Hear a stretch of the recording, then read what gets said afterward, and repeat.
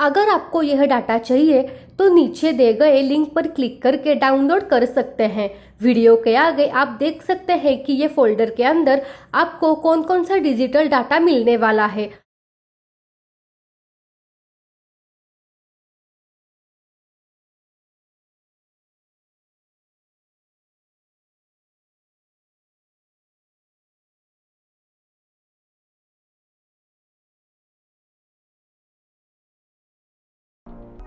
अगर आपको कोई और भी प्रॉब्लम आ रही है तो आप हमें मेल कर सकते हो। यहाँ फोल्डर डाउनलोड करने के बाद आपको इस तरह का जिप फोल्डर मिलेगा।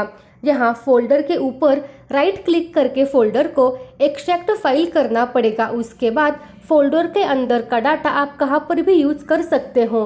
कम दाम में फुल HD डाटा चाहिए तो वीडियो के नीचे लिंक डिस्क्रिप्शन बॉक्स में है, वहाँ से आप यह डाटा डाउनलोड कर सकते हो।